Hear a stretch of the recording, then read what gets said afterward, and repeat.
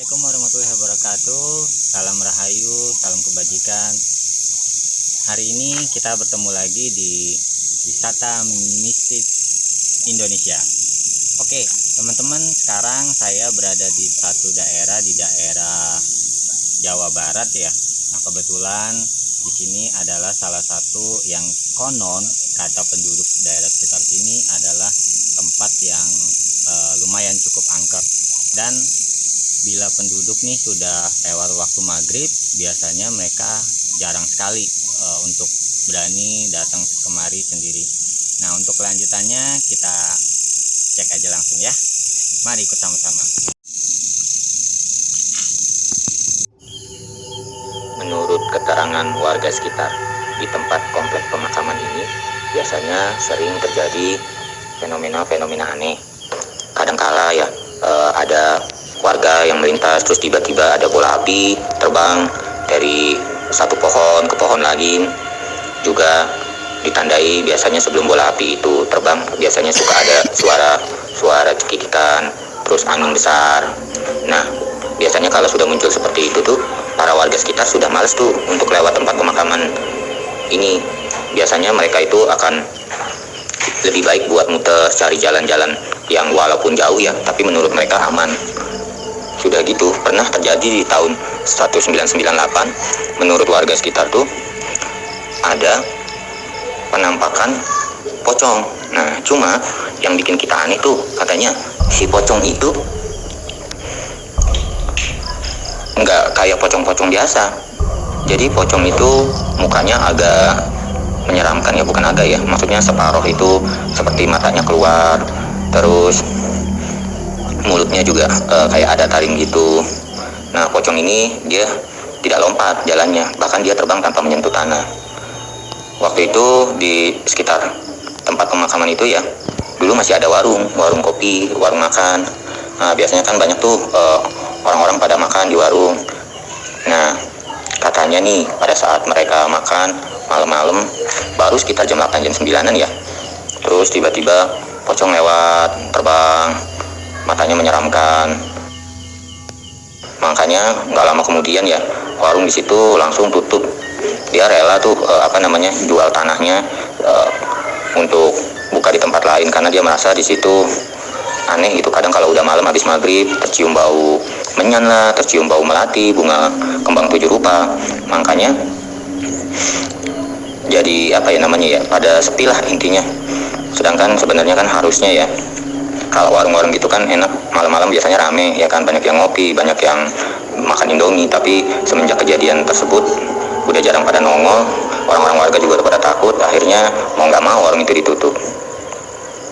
Ada lagi di pertengahan tahun 2008, waktu itu katanya ada seorang warga, nah kebetulan ada anak kecil itu, dia katanya main. Nah, dulu kan di samping kuburan itu masih ada kayak legokan danau ya. Nah, biasanya tuh anak-anak kalau sore jam 3, jam 4 suka, biasalah anak-anak kecil pada main, mandi, berenang ya segala macam ya. Nah, pada satu ketika anak-anak sedang main itu, anggaplah sebut si korban ini namanya si A ya. Nah, teman-temannya ini udah pada pulang duluan. Udah mau selepas maghrib, si anak ini masih bersantai aja di danau. Terus nggak lama pas maghrib aja berkumandang, baru dia naik, dia baru mau pulang. Nah, cuma yang dibingung itu jarak, harusnya kan dari jarak danau itu ke rumah dia itu sekitar ya paling 5 menit 6 menit dia jalan sudah sampai ya. Nah, tapi yang membingungkan, bahkan sampai tengah malam jam 9 pun si anak tersebut tidak ada di rumah gitu. Sudah dicari oleh orang tuanya, bahkan sampai mengundang pemangku adat, maksudnya ke inilah yang orang pintar untuk cari di segala tempat, tidak bertemu juga ya kan.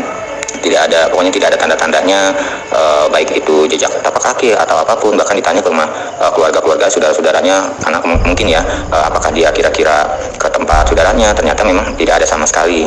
Karena sudah dua kali 24 jam, hampir 2 hari lah ya, berarti itu tidak ada kabar berita. Mau nggak mau si keluarga ini nih, orang tuanya melapor ke kantor polisi ya kan. Dan sudah akhirnya dicari oleh kepolisian segala macam. Sudah berjalan 1 minggu kemudian tidak ketemu. Namun yang anehnya di 2 minggu lah, tepatnya 2 minggu lebih, si anak kembali ke rumah. Nah, orang tuanya pun kaget dong. Dia bertanya nih, ini kemana sih dari kemarin kok nggak pulang-pulang? Nah, si anak malah bingung. Anak itu malah bilang, katanya lah orang baru juga saya selesai mandi, ini baru sampai rumah katanya.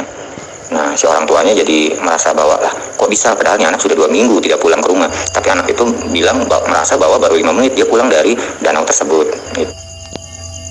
Nah, setelah kejadian tersebut, akhirnya warga sekitar udah nggak ada yang berani deh tuh selepas maghrib berkeliaran di sekitar situ. Mau ada keperluan penting atau apapun, mereka lebih baik menghindar dari jalan tersebut. Ada satu lagi kejadian yang aneh. Menurut warga sekitar, tahun-tahun berapa ya kemarin tuh, bilangnya katanya sekitar tahun 2012-an lah. Jadi ada tukang ojek, ya kan, dia katanya sih ya, pada saat melintas di situ, karena tukang ojek itu bukan warga situ ya, dia tidak tahu dia melintas di situ. Nah, kebetulan katanya ada seorang wanita, dia itu berhentiin dah tuh, ya kan.